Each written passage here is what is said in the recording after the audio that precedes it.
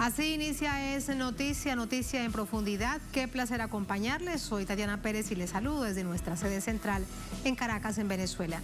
A partir de este momento, en la próxima hora, tenemos 3 temas que son noticia. Aquí están primero desplegados en titulares. En noticia, Rusia-Ucrania. En una sesión express, el Parlamento Europeo aprueba una resolución que concede a Ucrania el estatus del país candidato para entrar al bloque europeo. Sucede el mismo día en que el canciller de Rusia califica de inaceptable que Estados Unidos tenga armas nucleares en el continente europeo. Ucrania será la próxima nación. Vamos a analizarlo. En noticia, Argentina. Un sistema productivo deteriorado, crisis de empleo, salud abandonada, una deuda insostenible con el Fondo Monetario Internacional. Es parte del balance del año 2021 que hizo hoy el presidente Alberto Fernández ante el Congreso. Habló, por supuesto, de desafíos que analizamos. En noticia, Colombia. Llegaron, vieron y se fueron. Es lo que hizo la misión de observación electoral de la Unión Europea en el país. En menos de 2 semanas la nación irá a las urnas para elegir un nuevo Congreso bicameral con grandes expectativas de cambio. Es un panorama que analizamos. En noticia, que así comienza. Bienvenidos, bienvenidas.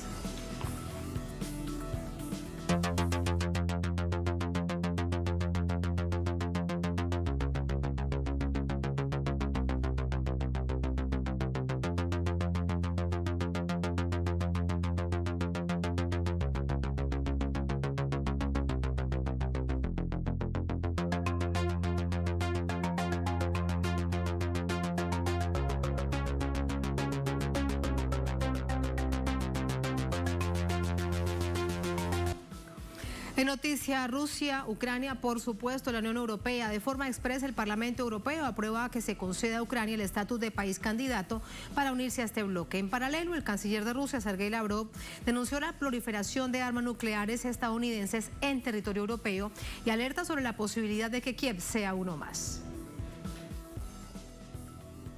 Con 637 votos a favor, 13 en contra y 36 abstenciones, la Eurocámara respaldó la petición del presidente Volodymyr Zelensky de conceder a Ucrania el estatuto de país candidato a la Unión Europea. Zelensky firmó el lunes la solicitud de esa candidatura, convencido de que el futuro de Ucrania depende de la integración europea, y durante esta sesión suplicó demostrar que están con su país y que no los dejarán solos.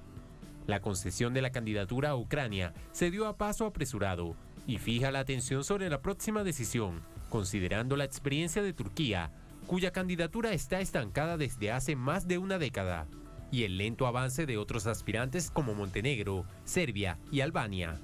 Además, las capitales europeas deben analizar si Ucrania cumple los llamados criterios de Copenhague, que establecen la obligatoriedad de poseer una democracia estable y Estado de Derecho, una economía viable y competitiva, así como la capacidad de asumir la normativa del bloque. Al mismo tiempo, desde la Conferencia de Naciones Unidas sobre el Desarme, el canciller de Rusia, Sergei Lavrov, rechazó la proliferación de armas nucleares de Estados Unidos en Europa y exigió retirarlas inmediatamente. Lavrov también alertó sobre las posibilidades de que Kiev renuncie a su estatus no nuclear bajo la sombra de Washington. Para nosotros es inaceptable que, contrariamente a las disposiciones fundamentales del Tratado sobre la no proliferación de las armas nucleares de los Estados Unidos siguen estando ubicadas en el territorio de varios países europeos. Ya es hora de que se lleven a casa las armas nucleares estadounidenses y la infraestructura asociada en Europa se desmantele por completo. Mientras tanto, el gobierno ruso mantiene sus actividades diplomáticas. El presidente Vladimir Putin sostuvo este martes una conversación telefónica con su homólogo Nicolás Maduro, en la que el mandatario venezolano condenó las actividades desestabilizadoras de la OTAN y subrayó la importancia de contrarrestar la campaña de desinformación contra Rusia desatada por Occidente.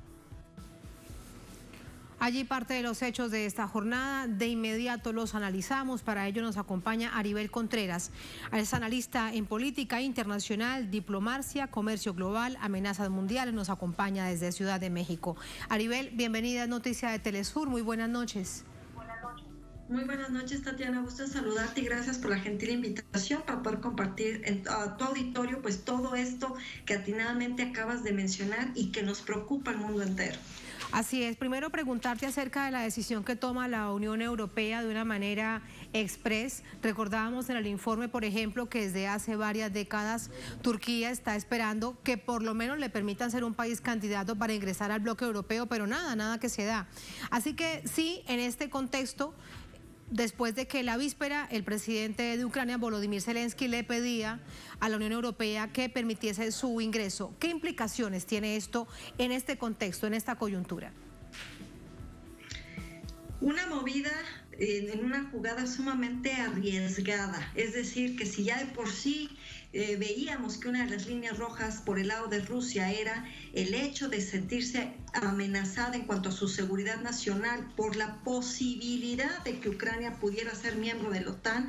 Ahora imaginémonos que ante esta candidatura express de Ucrania hacia la Unión Europea, pues más encenderá el ánimo en el Kremlin. Entiendo desde Ucrania el por qué lo hace, pero me parece que también es una forma de alejar más la brújula hacia un camino de la reconciliación en un diálogo político. Es decir, entiendo también el por qué Ucrania lo hace, entiendo el por qué la Unión Europea decide hacer este movimiento para poder cobijar a Ucrania en un sentido de que a la luz de ser candidato le permite a este país accesar a ciertos recursos y fondos que se manejan al interior de la Unión Europea. Sin embargo, sí me parece una decisión sumamente difícil, compleja, que aunque fue una votación por parte del Parlamento Europeo,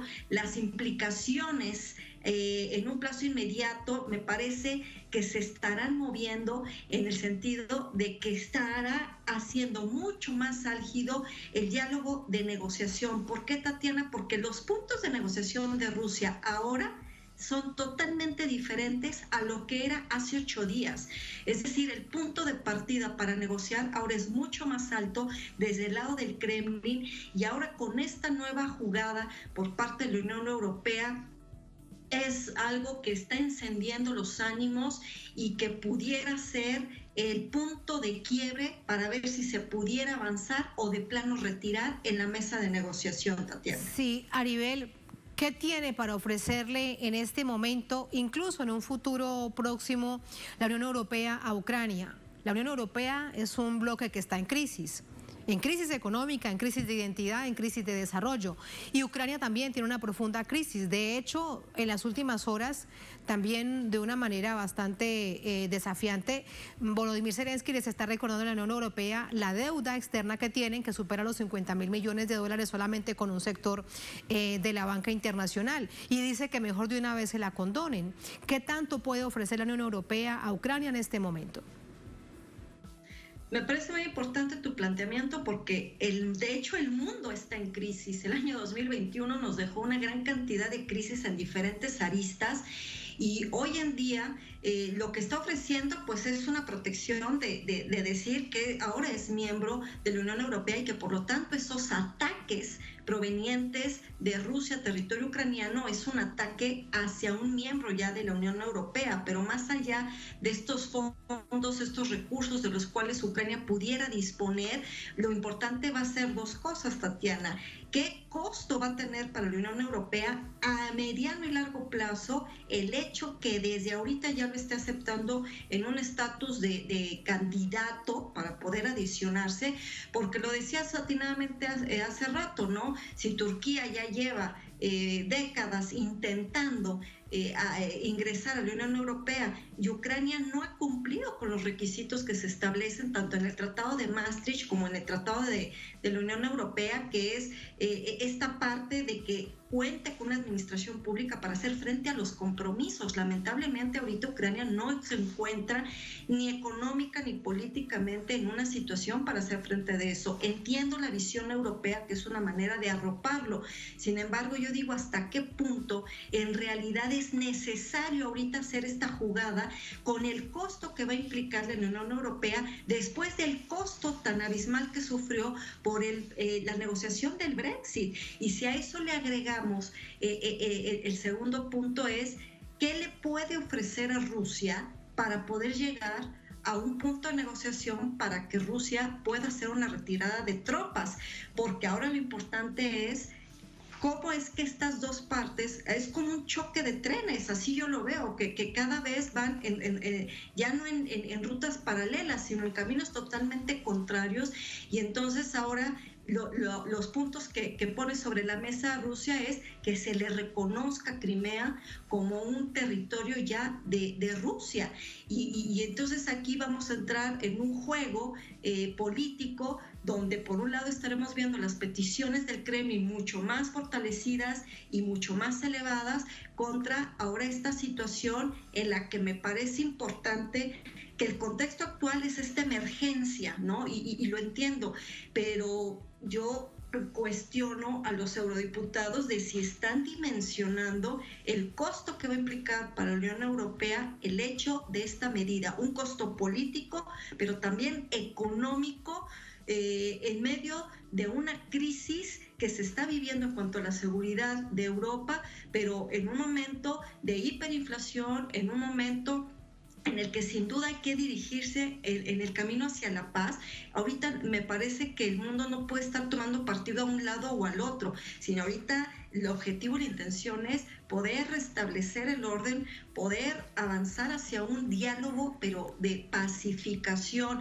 Pero eso parece que está muy lejos, Aribel, pensar en un diálogo de pacificación, porque fíjate además la preocupación que plantea y la alarma que sin duda eso tiene. Lo dice hoy el canciller de Rusia, Sergei Lavrov, ante la propia Organización de Naciones Unidas, en esa instancia de desarme nuclear. Dice que es inconcebible que Estados Unidos siga enviando armas nucleares a Europa y las tiene además alrededor de Rusia, varias de ellas. Por eso uno se pregunta si la próxima nación, con todas estas armas que se están enviando por parte de Alemania, de Estados Unidos, de Reino Unido a Ucrania, es crear una plataforma como potencia nuclear también a Ucrania. Sí, bueno, de hecho ha sido muy claro Rusia, ¿no? Al decir que al final del camino es una amenaza a su seguridad el hecho de que se le permitiera a Ucrania ingresar a la OTAN, porque eso le permitiría estar, su frontera totalmente vulnerable. Y esa parte también es entendible, y por eso es que ahora lo importante es ver cómo es que se va a destrabar esto, porque yo lo veo cada vez lleno de telarañas, con mayores complejidades, y lo veo que entonces el camino se ve más distante para poder llegar a un punto intermedio donde de entrada se pueda despresurizar esta lamentable situación, porque ya pronto se va a venir ahora una crisis humanitaria por todos los ucranianos que están huyendo a diferentes países, no solamente a Rumania o a Polonia, sino también a otros, donde también otros países como el mío, pues tienen que tejer una gran red de logística para poder repatriar a sus connacionales, pero al mismo tiempo la crisis está ahí, el epicentro de esta tensión se encuentra en territorio ucraniano, pero más allá de echar culpas o de recordar cuestiones del pasado, yo digo, pues en qué momento llegamos a este punto, y es muy difícil visualizar que en pocas horas o en días se resuelva lo que no se ha resuelto en el pasado, ¿no? El incumplimiento de los acuerdos de Minsk, las violaciones del derecho internacional. Aribel, y otro punto a propósito del recuerdo y mirar hacia el pasado. En 2013 el presidente Yanukovych, a quien se le da un golpe de Estado, quien es derrocado, apoyado por potencias extranjeras, ese golpe de Estado, particularmente Estados Unidos. Recordar a Victoria Nuland repartiendo galletitas en la Plaza Maidán, por ejemplo, una imagen bastante clara de ese momento. Yanukovych tenía una visión de país en la que él entendía que había parte de los ucranianos que querían ser más pro-occidentales y ingresar a la Unión Europea, pero había otra parte del pueblo ucraniano que deseaba mantenerse en su estatus de ser más cercano a Rusia, producto de toda la historia, producto de todo lo que había significado eso, ¿no? La vida, el ancestro, lo que significa la idiosincrasia de dos naciones que años atrás, que muchos años atrás fueron solo una. Así que ese punto también habría que mirarlo y preguntártelo.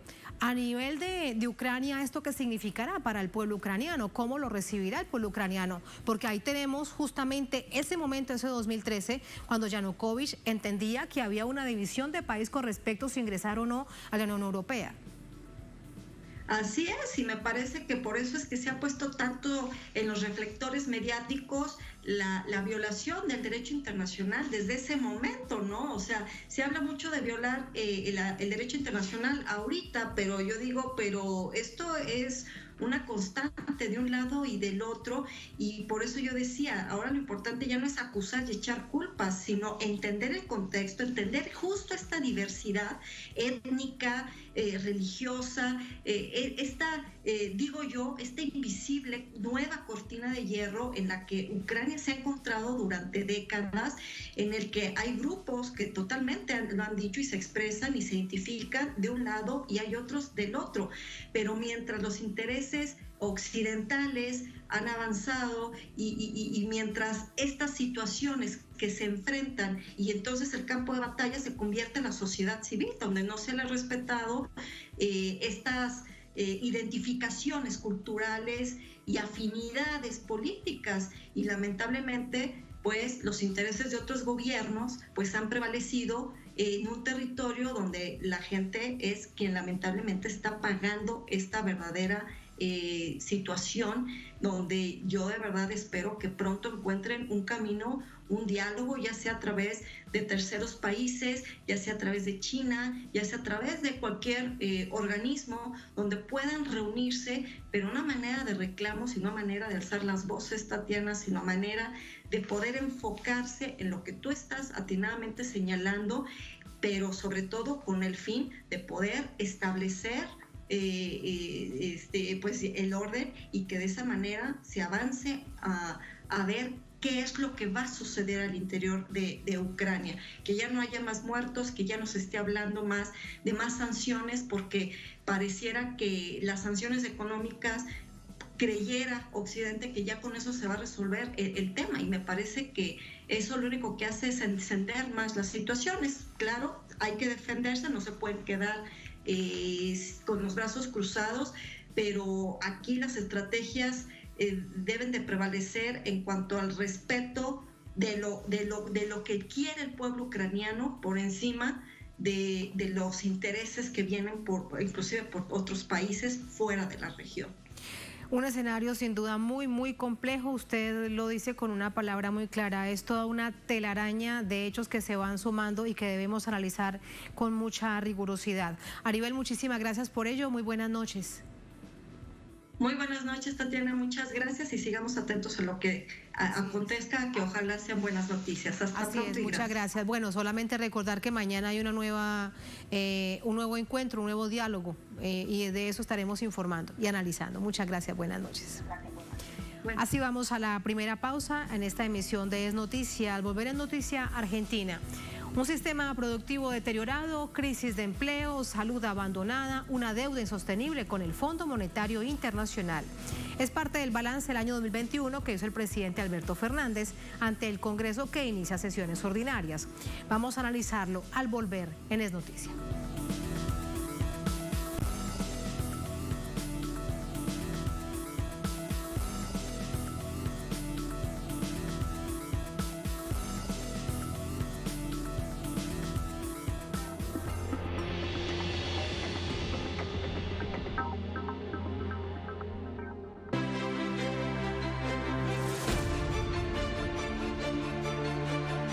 Nuestra señal es abierta porque Telesur siempre da más.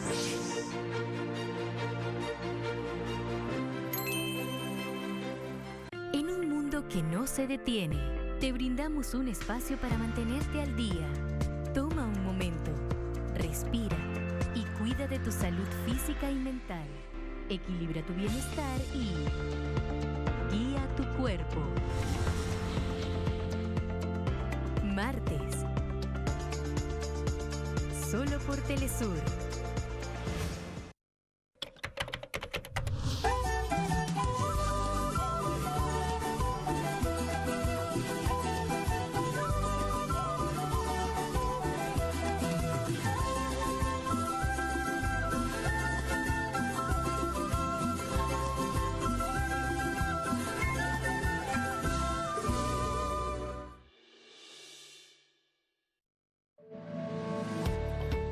Nos conectamos para compartir las noticias en vivo.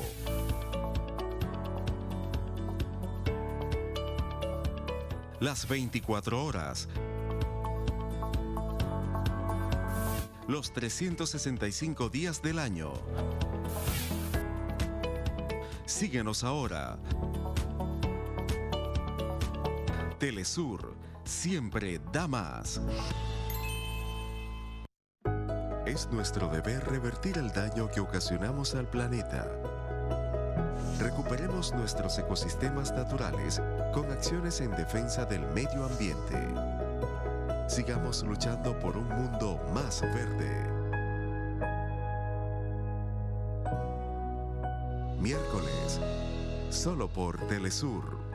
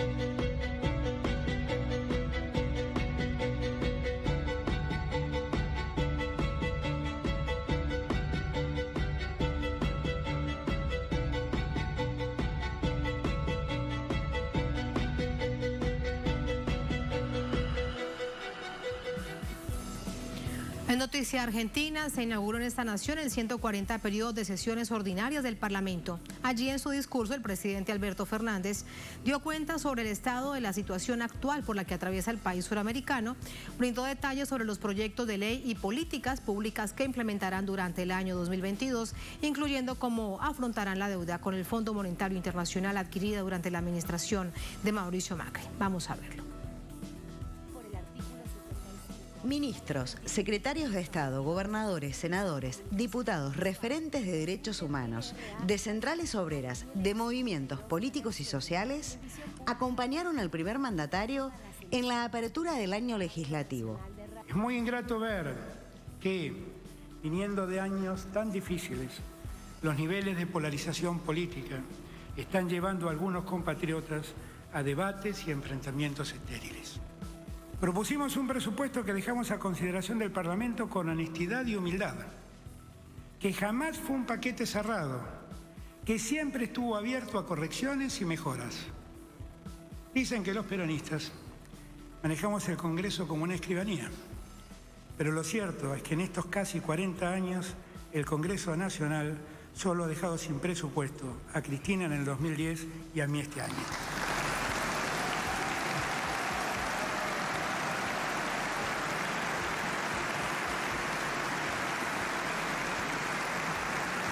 Convoco a todos y todas a reflexionar con humildad. Además de ratificar el rumbo de su gobierno y realizar un balance de su gestión, Alberto Fernández brindó detalles sobre las negociaciones con el Fondo Monetario Internacional. El nuevo acuerdo no acumulará nueva deuda a la ya tomada por el gobierno anterior. Es una refinanciación de aquel préstamo que nos permite no usar en estos años recursos nacionales para pagar los compromisos. Se usará el dinero del propio Fondo Monetario Internacional que empezará a pagarse dentro de 4 años y medio. Podremos utilizar ese tiempo para que semejante carga de deuda no detenga el crecimiento. El acuerdo no resuelve el problema de la deuda externa, pero da un paso importante en esa dirección. Se iniciarán los pagos en el año 2026 y terminarán de pagarse en el año 2034. El discurso de Fernández versó sobre la recuperación de la economía y previsibilidad luego de la crisis pandémica y desgobierno y endeudamiento macrista. El año pasado, a través del decreto número 8, Instruí a la Procuración del Tesoro para que iniciara una querella criminal tendiente a establecer la verdad y las responsabilidades sobre ese endeudamiento.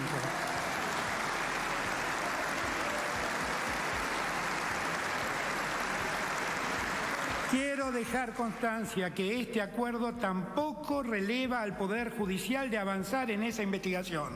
Los argentinos y las argentinas tienen el derecho de saber cómo ocurrieron los hechos y quiénes fueron los responsables de tanto desatino.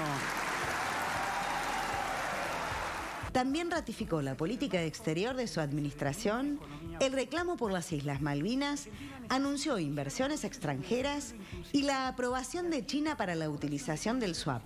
Argentina lleva a cabo una política exterior basada en el multilateralismo cooperativo. Apoya con firmeza la paz, la seguridad internacional, la solución pacífica de las controversias, los derechos humanos, la defensa de la democracia y el cuidado del medio ambiente. En todos los foros bregamos por soluciones cooperativas e igualitarias a los grandes problemas globales. Fomentamos el diálogo en nuestra región superando diferencias que existen.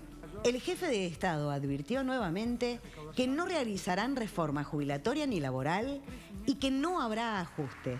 Distintas personalidades apoyaron la intervención del primer mandatario en sus diversas aristas. El presidente, una vez más, llamando a la reflexión de todos y de todas las argentinas, pero también de estos opositores que evidentemente no quieren asumir la cuota de responsabilidad del daño que le han hecho a la Argentina, frente a un gobierno que una y otra vez insiste en poner de pie al pueblo argentino y a este enorme país que tenemos nosotros. Escuchar lo relatado de pasado, presente y futuro y lo que hay que hacer, más que nada me entra como un compromiso ciudadano. A mí y a toda la gente que, como los que queremos la democracia, tenemos que sostenerla. No es solo el gobierno, sino el pueblo. Como planteó el propio presidente Alberto Fernández, resta un largo y duro camino por recorrer para garantizar los derechos y garantía de los argentinos, incluida una reforma integral del Poder Judicial. Carolina Silvestre, Telesur, Buenos Aires. Vamos a entrar de inmediato con el análisis. Para ello nos acompaña Artemio López, él es analista político, nos acompaña desde Buenos Aires. Artemio, muy buenas noches, bienvenido a Noticias de Telesur. Hola, buenas noches, ¿qué tal? Encantado de hablar con ustedes. Muchísimas gracias, Artemio. La mayor parte del discurso del presidente Alberto Fernández en este inicio de sesiones ordinarias del Congreso se centró en la política interna, poco de política internacional. ¿Es lo que el pueblo argentino necesitaba escuchar? Bueno, es obvio que la situación interna después de 4 años del neoliberalismo es muy crítica, más la pandemia que se ha agregado y no ha permitido mejorar los indicadores sociales en la perspectiva que se había comprometido el gobierno en 2019. Usted imagine que Macri duplicó el desempleo, nos endeudó por 50.000 millones de dólares, el más grande préstamo concedido por el Fondo Monetario, que en realidad no fue un préstamo para que ganara las elecciones, y ganaba mejor, pero fue un préstamo para reinstalar al Fondo Monetario como gendarme de la política económica argentina después de casi una década donde efectivamente esto no sucedía. No olvide que en el 2005 Néstor Kirchner pagó la deuda con el Fondo Monetario y no tuvimos más relación con el organismo en el diseño de política económica, pero ante el surgimiento de nuevas experiencias progresistas en Latinoamérica, la segunda ola progresista como la denomina Álvaro García Linera, Venezuela, Argentina, Brasil probablemente con el triunfo de Lula, Petro en Colombia, bueno, Boric en Chile, en fin. Frente a esta circunstancia era absolutamente necesario restablecer el control de la política económica argentina, un país importante en el Cono Sur, muy importante en la región, y bueno, acá está nuevamente el Fondo Monetario moderando la política socioeconómica. Esperemos que no en la manera tradicional. El presidente ha mostrado claramente una perspectiva de crecimiento que de alguna manera es incompatible con los planes tradicionales del fondo. Nosotros creemos que efectivamente va a haber un acuerdo heterodoxo, en el sentido de no tradicional, porque el mismo Fondo Monetario, en bocas de su agregado regional para el hemisferio occidental. Bueno, el que nos va a monitorear la deuda en Argentina, Ilan Goldfan, que fue un banquero israelí brasileño, bueno, que tuvo un largo trayecto en organizaciones financieras internacionales, el Banco Itaú, el Credit Suisse, en fin, una larga trayectoria al servicio del capital financiero, ha dicho que este que firmó Argentina no es un acuerdo que satisfaga plenamente al Fondo Monetario, pero están a la espera de un nuevo gobierno que efectivamente cumplan las transformaciones estructurales que el fondo requiere. O sea, ha caracterizado a este gobierno de Alberto Fernández como un gobierno de transición, ha ingerido indebidamente en la política nacional, diciendo que esperan un gobierno nuevo, y efectivamente cree que el nuevo gobierno va a ser de corte tradicional neoliberal, acorde a las reformas que plantea el fondo. Sí, y con una oposición en este momento, el macrismo, Cambiemos y parte de su coalición, que no asume responsabilidades, nunca lo ha hecho con respecto a esa enorme deuda, los 43.000 millones de dólares que se adquirió durante el gobierno del presidente Macri con el Fondo Monetario Internacional, y que hoy, por ejemplo, en ese momento parte de esa oposición sale y se va del Congreso, se va del hemiciclo. Artemio. Absolutamente se retira del Congreso. Bueno, lo ha dejado sin presupuesto, lo dijo el presidente, lo ha dejado sin presupuesto. No olvidemos que son los que apoyaron un gobierno que, además de producir pobreza, desempleo, endeudamiento en Argentina, propició el golpe de Estado en Bolivia, y estamos investigando, en la Cancillería Argentina se ha involucrado en una investigación muy profunda sobre las posibilidades de que el mismo gobierno de Mauricio Macri haya intervenido para, bueno, ustedes lo conocen bien, afectar claramente la estabilidad institucional en Venezuela, en un golpe de Estado contra el presidente Maduro. Por lo tanto, ustedes caracterizan el tipo de gobierno del cual proviene la experiencia de los últimos años en Argentina y la herencia que ha dejado en términos sociales, pero también de política internacional y de formato del Estado nacional. El Estado argentino no ha sido un Estado de derecho, ha perseguido y asesinado opositores, ha encarcelado a los dirigentes más importantes, o uno de los más importantes de la alianza gobernante hasta el 2015, el caso de Amado Boudou, el ex vicepresidente, es uno, pero no es el único, y efectivamente, bueno, estamos en una situación en ese sentido muy crítica, tratando de restaurar las heridas que ha abierto el neoliberalismo, que durante tanto tiempo gobernó Argentina, desde la dictadura militar de 1976 hasta la llegada de Néstor Kirchner, casi sin solución de continuidad. El neoliberalismo ha sido el paradigma gobernante en el país y lo ha destrozado. De 6 puntos de pobreza en 1974 con el general Juan Domingo Perón vivo, lo han llevado a 54 puntos de pobreza cuando asume Néstor Kirchner.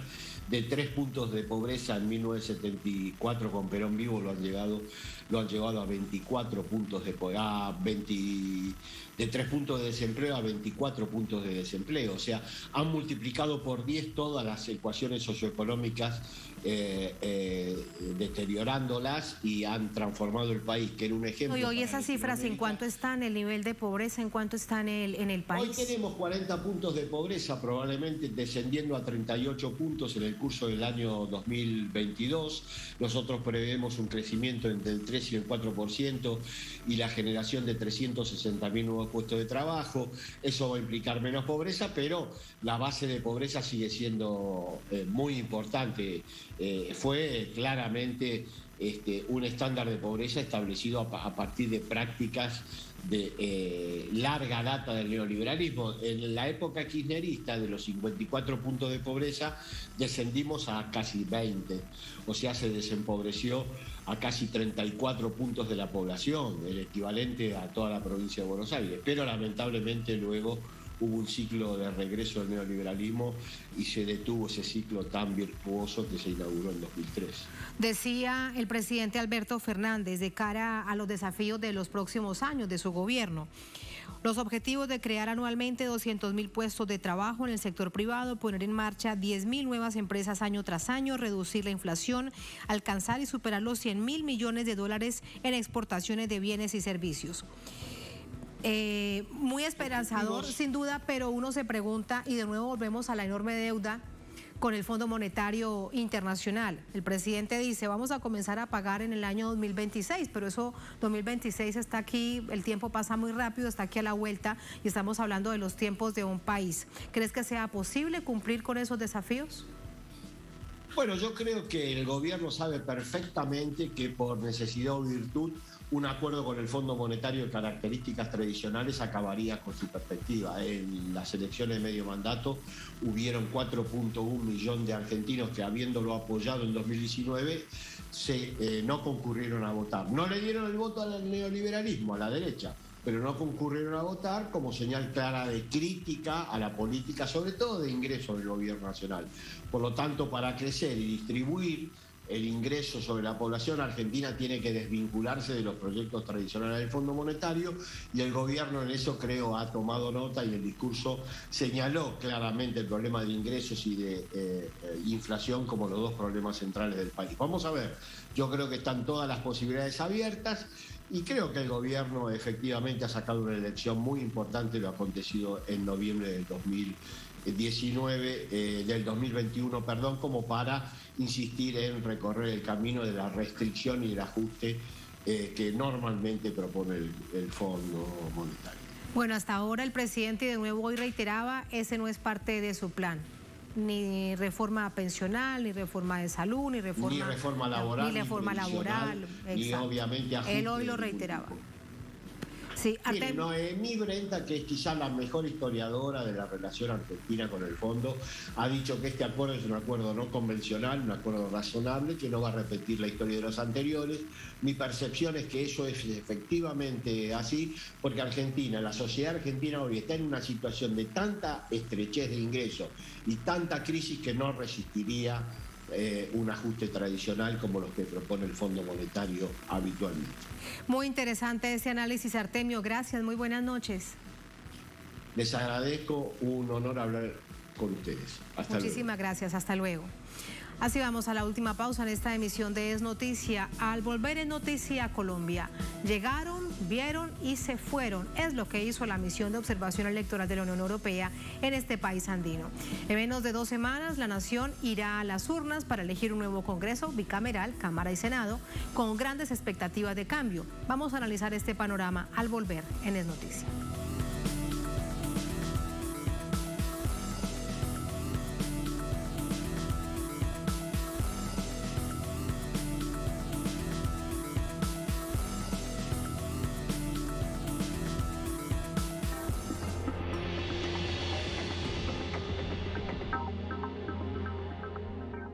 El mundo está en shock. El conflicto entre Ucrania y la Federación Rusa ha escalado hasta límites inimaginables. ¿Hacia dónde camina este conflicto bélico? ¿Anuncia o no una tercera guerra mundial? Para conversar sobre el origen de este problema y su devenir, está con nosotros en Cruce de Palabras la doctora Ana Teresa Gutiérrez del Cid. No se lo pierdan. Cruce de Palabras. Hoy, solo por Telesur.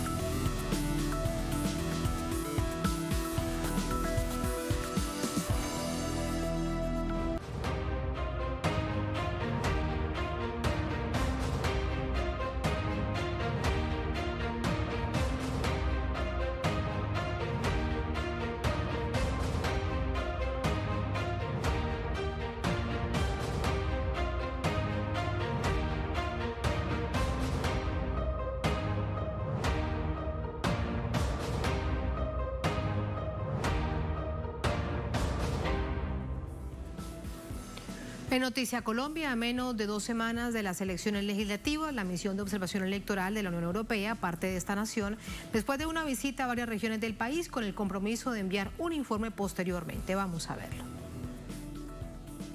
De cara a las elecciones legislativas del próximo 13 de marzo y las presidenciales en el mes de mayo, la misión de observación electoral de la Unión Europea se desplegó en Colombia a solicitud de las autoridades electores.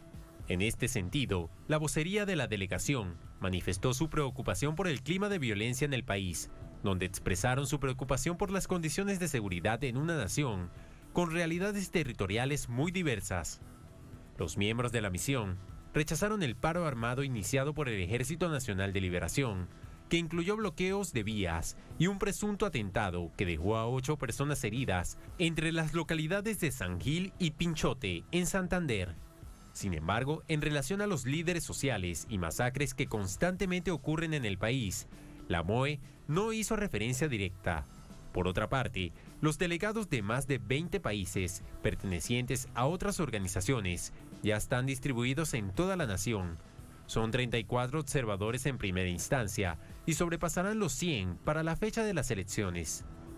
Respecto a las denuncias sobre la compra de votos, los representantes de la MOE puntualizaron que su objetivo es observar el conjunto de proceso electoral y que la compra de votos es un delito para la democracia, por lo que estarán vigilantes por si ocurre. Más detalles a esta hora con nuestro corresponsal en Bogotá, Hernán Tovar. Esto que les contábamos se da en el marco de menos de 2 semanas de un proceso de elecciones que han sido calificadas como históricas porque viene un verdadero cambio. Allí la expectativa, preguntarte, Hernán, con este panorama, si se siente realmente que hay una campaña electoral para el Congreso con miles de candidatos en Bogotá y en tantas partes del país.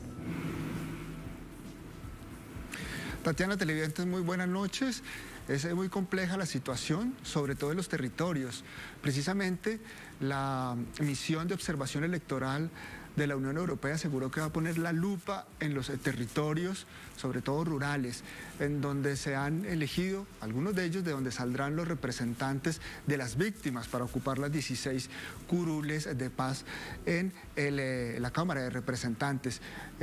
No se siente un ambiente electoral como tal, hay campañas, digámoslo, aisladas en los territorios, pues sobre todo con el tema de las curules de paz, las víctimas se han tratado que mover casi que con las uñas. Los elementos económicos para financiar sus campañas pues han tenido por parte del gobierno, han tenido una cantidad de exigencias que pues es complicado por parte de estos postulados, de estos integrantes, de los candidatos, cumplir. Y así, otra cantidad de, digamos, exigencias que se han hecho para poder llegar con recursos y hacer sus campañas. Hay muchos candidatos, Tatiana, para el Congreso, para los representantes a Senado, para los representantes a Cámara, pero siguen habiendo intentos. Por ejemplo, la semana pasada tuvimos el atentado a un integrante del Partido Comunes, partido surgido de los acuerdos de paz, pues al que aseguran ellos, pues no se les está permitiendo ni se les está garantizando el accionar político, el poder hacer proselitismo político, y así pasa en diferentes regiones con la presencia de los grupos armados. Es muy compleja la situación, Tatiana, masacres continuas, asesinato de líderes sociales, asesinato de defensores de derechos humanos, y en bastantes territorios hay copamiento y hay control de esos actores armados, paramilitarismo, presencia del Clan del Golfo, presencia de las disidencias de las FARC, presencia del ELN, aunque el ELN ha dicho que no incidirá violentamente en las elecciones, pero sí hay presencia fuerte y violenta pues, de otros actores armados. Es muy compleja la situación, Tatiana, sobre todo en departamentos altamente conflictivos como Antioquia. Precisamente la Defensoría del Pueblo alertó porque departamentos como Antioquia, como Chocó, como Nariño, como Cauca, como el Valle del Cauca, como Norte de Santander, hay amenazas, hay riesgos electorales. Más o menos 274 municipios están en riesgo alto o medio, asegura la Defensoría del Pueblo. De esos, 79 Tatiana, están en riesgo extremo y se ubican precisamente en esos departamentos. Y en esos departamentos, precisamente, Tatiana, es donde están las circunscripciones especiales de paz, de donde saldrán pues elegidas, si se puede, las víctimas, porque también allí hay un componente pues de de manipulación por parte de los grupos políticos de las regiones, de los grupos armados de las regiones, así que es muy complejo que se denuncie también por parte de la MOE que lleguen las verdaderas víctimas del conflicto a ocupar las 16 curules de paz en la Cámara de Representantes. Que no les usurpen este derecho que se logró, que quedó establecido en los acuerdos de paz. Gracias, Hernán. Muy buenas noches. Vamos a entrar con el análisis. Para ello nos acompaña Miguel Ángel Herrera. Es analista, profesor, investigador en la Facultad de Derecho y Ciencias Políticas en la Universidad Nacional de Colombia. Es director del Grupo de Investigación, Presidencialismo y Participación. Profesor Herrera, muy buenas noches. Bienvenido en Noticias de Telesur. Buenas noches, Tatiana. Buenas noches, teleaudiencia. Muchísimas gracias. Profesor, preguntarle por estas organizaciones, una de ellas es de la Unión Europea, de misiones de observación electoral, pero lo que llama la atención es que en un país tan complicado como Colombia, Hernán nos acaba de entregar una pequeña radiografía de lo que transversaliza el conflicto armado, un proceso electoral, pues que se vayan antes del proceso de elecciones, deberían quedarse todo el tiempo en Colombia y en los territorios para conocer todas esas realidades. Por ejemplo, con respecto a un asunto tan delicado como la compra de votos, sobre lo que hay tanta alerta en el país. Sí, no es suficientemente claro lo siguiente. La Unión Europea respondió el 3 de febrero a una invitación que le fue hecha por la Registraduría y el Consejo Nacional Electoral, y en esa medida la Unión Europea, a través de Josep Borrell, designó a un eurodiputado socialista, Javi López, quien precisamente desde el mes de enero estuvo en Colombia desarrollando esas tareas iniciales, y con él precisamente se planteó la presencia de 10 observadores que se supone tendrían que estar participando en ese tiempo desde su llegada en el mes de enero hasta que se surta el ejercicio electoral completo. Y en total, del cálculo inicialmente conocido, se habla precisamente de 84 delegados y observadores dispuestos por la Unión Europea para cubrir el certamen electoral del 13 de marzo, de mayo y eventualmente de la segunda vuelta del mes de junio. Por eso digo, Tatiana, esa idea que se regresó la misión no es, por lo menos en mi entendimiento, claro si la referencia es a los 10 iniciales observadores y analistas de esta delegación a la cual he hecho mención. Sí, en todo caso se lo pregunto además a manera también de interrogante, ¿necesaria los ojos de esa llamada comunidad internacional para lo que viene ahorita, para este proceso de elecciones al Congreso? Muy marcado por un escalamiento, lamentablemente, de la violencia, un baño de sangre, líderes y lideresas asesinados, defensores y defensoras de derechos humanos asesinados, excombatientes de las FARC asesinados.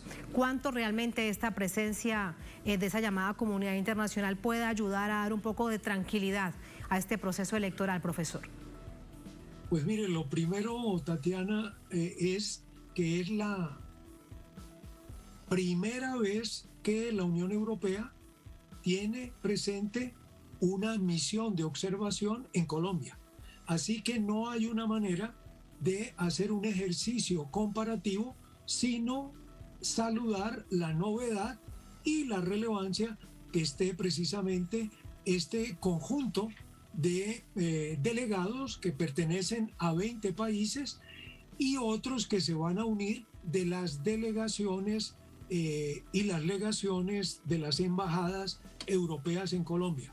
Y por otra parte, hay un relacionamiento explícito con la misión de observación electoral, que es precisamente la instancia colombiana que mayor conocimiento tiene en esa tarea de veeduría y de acompañamiento del proceso electoral.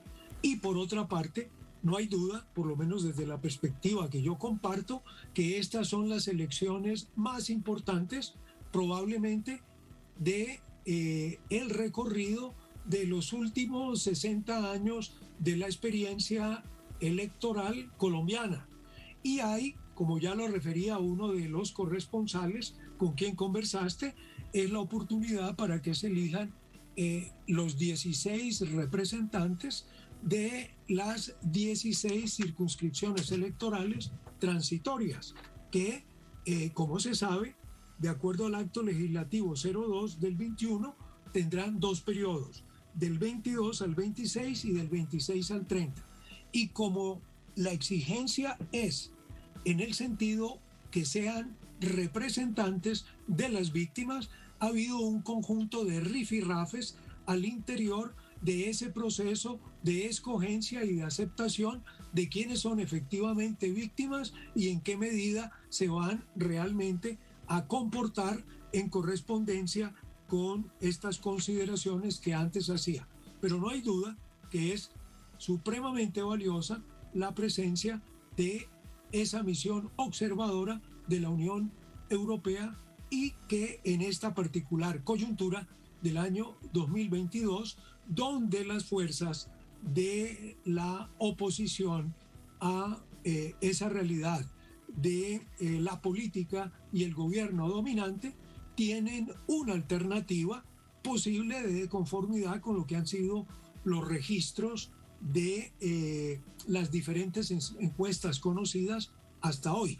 Y en el escenario de las regiones, por supuesto, todas las consideraciones de la tensión y la violencia a la que hacías alusión, Tatiana. Sí, profesor Herrera, usted nos decía que son las elecciones al Congreso en este caso específico. Recordar que en mayo también hay elecciones presidenciales.